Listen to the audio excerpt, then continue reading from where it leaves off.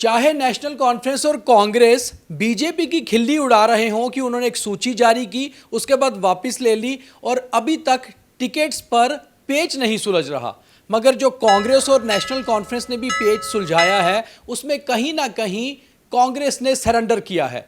अब हम आपको बताते हैं कि आखिर चुनावों के बीच ये फ्रेंडली मैच होगा कैसे। सबसे बड़ी बात यह है कि इस बार जम्मू कश्मीर के चुनावों में नेशनल कॉन्फ्रेंस और कांग्रेस 5 सीटों पर फ्रेंडली मैच खेलेगी, फ्रेंडली कॉन्टेस्ट होगा। ये फ्रेंडली कॉन्टेस्ट नई चीज़ है जो जम्मू कश्मीर में वोटर्स के लिए निकल कर आ रही है। नमस्कार, आप देख रहे हैं द न्यूज़ रूम 24 आवाज़। मैं हूं दीपक खजूरिया, मेरे सहयोगी editor in chief Pawan Sharma ji भी हैं और आज हम ज़रा इसके ऊपर बात करेंगे कि क्या फ्रेंडली मैच है। आपको भी समझाने की कोशिश करेंगे कि किस तरह से ये सारा मैच हो रहा है और ये सारा मैच खेला जाएगा जम्मू रीजन में। पवन जी, फ्रेंडली कॉन्टेस्ट, वोटर्स को समझ नहीं आ रहा कि एक तो आप पहले ही अलायंस में लड़ रहे हो, पहले ही फ्रेंडली हो गए, फिर 5 सीटों पे फ्रेंडली मैच दोबारा खेल रहे हैं, तो कहीं ना कहीं वोटर्स के लिए एक और कन्फ्यूजन पैदा कर दी नेशनल कॉन्फ्रेंस और कांग्रेस ने। उसके बाद फिर हम बात करते हैं सीटें कौन सी। देखिए, ये तो सरेंडर है कांग्रेस का, ये फ्रेंडली नहीं है। आप सिर्फ सरकार बनाने की मंशा आप में है कि हम सरकार बनाएंगे, सिर्फ सरकार ही बनानी है। नंबर्स कहाँ से लेने हैं? आपने सबसे ज़्यादा नंबर्स तो एनसी को दे दिए, ठीक है, आपका अलायंस हो गया, लेकिन आपने जम्मू की तमाम जो बड़ी सीटें थी जिसके ऊपर कांग्रेस कह सकती थी कि हम लड़ेंगे, आपने वो तो एनसी की झोली में डाल दी। तो कहाँ फ्रेंडली मैच रहा? 2-4 सीटें हैं जहाँ पर अच्छा फ्रेंडली मैच होगा, क्या बोलेंगे? दोनों अगर अलायंस पार्टनर हैं, दोनों उम्मीदवार खड़े हैं, तो क्या बोलेंगे? आप हमें भी वोट दो और एनसी को भी दो, एक बंदा 2-2 वोट देगा। फ्रेंडली मैच कहाँ पर है? सीधा बोलिए हम लड़ाई लड़ रहे हैं, ये सीटें हैं जहाँ पे टक्कर होगी। फ्रेंडली मैच तो होता ही नहीं। अगर हम दोनों उम्मीदवार एक सीट के ऊपर खड़े हैं तो फ्रेंडली मैच क्या है? हमारी दोस्ती घर में हो सकती है, जीतना तो एक ने है ना। और वोट तो अपने लिए ही मांगने हैं, वोट तो अपने लिए मांगने हैं। मैं थोड़ी कहूँगा अच्छा मैं भी खड़ा हूँ, दीपक भी खड़ा, आप दीपक को वोट दे दीजिए, तो मैं क्या करूँगा? ये लोगों को गुमराह करने की बात है। सीधी सी बात है कि 5 सीटों पर फ्रेंडली कॉन्टेस्ट, और हमने भी खबर पहले जो चलाई थी, फॉर्मूला आखिर वही बन रहा था 50-40 का। अपने हिस्से की नेशनल कॉन्फ्रेंस ने पूरी 51 ले ली हैं, 50 से भी ऊपर ही ली हैं 51। अब बात ये आई जो कांग्रेस के हिस्से की 40 थी, उसमें कांग्रेस को तो 32 दी पहले, 5 पे फ्रेंडली कॉन्टेस्ट 37 हो गई, एक सीपीआई 38 हो गई, एक आ गई आपकी हर्षदेव सिंह, वो हो गई 39, और 51 पे लड़ रही है नेशनल कॉन्फ्रेंस। तो कहीं ना कहीं सब कुछ जो निकला वो कांग्रेस के हिस्से का गया, मगर कांग्रेस इसके बावजूद भी खुश है कि हमारा अलायंस हो गया। भाई, कांग्रेस को लग रहा है कि एनसी के साथ मिलकर हम सरकार बना लेंगे। मैंने पहले कहा कि सरकार बनानी है, भाई आपके नंबर कितने होंगे सरकार में, दबदबा किसका होगा, वो चीज़ देखने वाली है। आपने एक सीट ठीक है एम भाई तारागामी को दे दी, वो भी अपने खाते से दी है, वो एनसी की नहीं गई है, वो कांग्रेस की है। 51 पूरे हैं। हाँ, तो हर्षदेव सिंह का भी वही हिसाब है, वो भी इनके खाते से गया। अब जम्मू में आपने 4-5 सीटों के ऊपर बोल रहे हो कि जहाँ पे एनसी लड़ेगी, जहाँ पर कांग्रेस को दबदबा है कि कांग्रेस के यहाँ पर जो वर्कर थे, जहाँ लीडर थे, वो बड़ी देर से इंतजार कर रहे थे हम इलेक्शन लड़ेंगे। आपने उनका गला काट दिया, आपने उनके साथ कर दिया। अब 5 जगह पर आप फ्रेंडली कर रहे हो, जहाँ पर आप 5 फ्रेंडली कर रहे हो, अब वहीं पर टिकटें उनको दे दो, जम्मू वालों को रहने दो, इनको लड़ने दो जो जहाँ के लोग काम कर रहे हैं, फिर मजा आता ना फील्ड के अंदर जाने का। आपने तो पहले ही सरेंडर, और आप सवाल उठा रहे हो भाजपा पे, आपकी लिस्ट जो है वो ये हो गया वो हो गया, आपका कहाँ पर स्टैंड रहा? आप तो दोनों पार्टी एक जैसी हो गई। फिर आपका जो मैनिफेस्टो है कांग्रेस ने तो जारी किया नहीं अभी, तो जो एनसी का मैनिफेस्टो उसको ही मान लीजिए, वो भी कांग्रेस का ही है।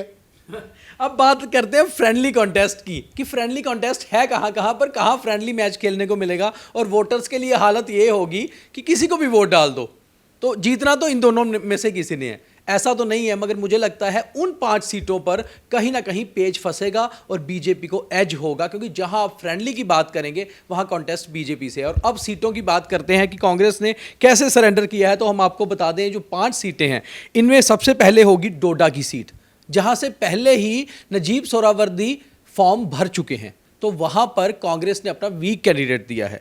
अब आते हैं भद्रवा, तो भद्रवा गुलाम नबी आज़ाद के भतीजे और फॉर्मर मिनिस्टर शरीफ नियाज के बेटे नदीम शरीफ को टिकट मिली है कांग्रेस की, और वहां से महबूब इकबाल पहले ही भर चुके हैं। अब तीसरी सीट है बनिहाल की। तो आप इतना ज्यादा सरेंडर कर रहे हैं कि आप अपने फॉर्मर स्टेट प्रेसिडेंट विकार रसूल वानी के अगेंस्ट भी फ्रेंडली मैच के लिए अलो कर रहे हैं नेशनल कॉन्फ्रेंस को। विकार रसूल वानी वहां से एमएलए रहा है, ठीक है। मोहम्मद शरीफ नियाज के बेटा जो वहाँ पर जो लड़ रहा है इलेक्शन, उसका बाप वहाँ से नियाज वहाँ से एमएलए रहा है।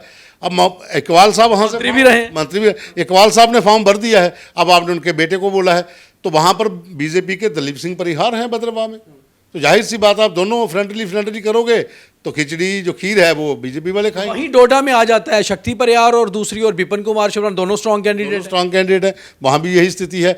वहीं तो छोड़ो, बनिहाल में क्या होगी, बनिहाल में वकार सुलबानी है, साथ में एनसी का शाहीन है, क्या नाम है उनका, वो 2 लोग हैं, तो तीसरा वहाँ पर बीजेपी का है। मुझे लगता है कि फ्रेंडली मैच के चक्कर में कांग्रेस का उल्टा वोट कट जाएगा, नेशनल कॉन्फ्रेंस उनके वोट काट जाएगी। बिल्कुल ये होगा, और देख लेना आपकी कश्मीर वैली के भीतर भी होगा, क्योंकि आप अगर 5 जगह पर फ्रेंडली मैच करते हो उसका असर बाकी वाली विधानसभाओं में भी पड़ेगा, क्योंकि हर वोटर जो होता है ना उसके लिंक्स दूसरी जगह भी होते हैं, हर लीडर जो है उसके वर्कर एक जगह पर नहीं होते, उसने हर कॉन्स्टिट्यूंसी में उसके वर्कर होते हैं, वो चाहे उसके फ़ैन हों, लेकिन बात जब वहाँ पहुँचती है ना तो ये फ्रेंडली वाला जो सर्कल होता है वहाँ पर जाके बिगड़ जाता है।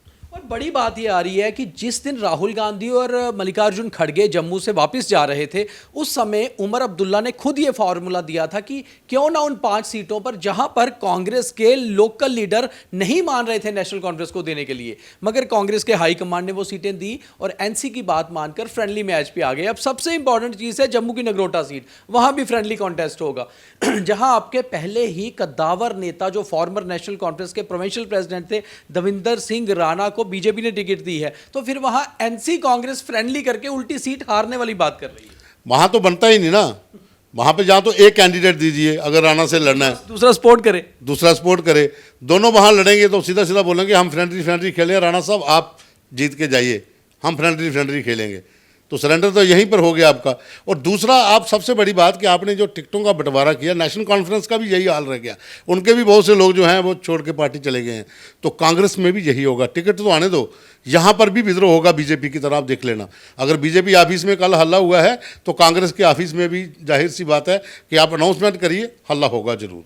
तो ये साफ सी बात है कि क्या कांग्रेस ने सरेंडर किया नेशनल कॉन्फ्रेंस के आगे, और अगर कांग्रेस ने ये सरेंडर करना ही था तो उससे बेटर है कांग्रेस की लोकल लीडर्स अभी दबे शब्दों में ये कह रही है कि इससे बेहतर था इंडिपेंडेंट खुद लड़ते, क्योंकि अगर हमने जो सीटों पर हमारी दावेदारी थी वही नेशनल कॉन्फ्रेंस को देनी थी तो फिर हमें उसमें से मिलेगा क्या, या तो नेशनल कॉन्फ्रेंस जीतेगी या वो बीजेपी जीत जाएगी, तो कांग्रेस के नंबर तो फिर भी कम हो रहे हैं, तो बेटर था प्री पोल अलायंस नहीं किया जाता। ये भी बहुत बड़ी बात है कि फ्रेंडली कॉन्टेस्ट क्यों, ये लोकल लीडरशिप कांग्रेस की कहीं ना कहीं दबे शब्दों में कह रही है, और ये धुआं जो निकल रहा है आग का भी रूप ले सकता है। बिल्कुल, अगर कांग्रेस के लोग जो कह रहे हैं कि फ्रेंडली अगर कांग्रेस के लीडर गए तो एनसी का भी तो यही हाल है, जो अभी हाल ही में भारतीय जनता पार्टी को छोड़कर नगरोटा में एनसी में शामिल हुए जो कैंडिडेट थे, उनका ये दावा था कि एनसी हमें टिकट देगी, अगर वहाँ पर फ्रेंडली है तो कांग्रेस का भी कैंडिडेट वहाँ पर आ जाएगा।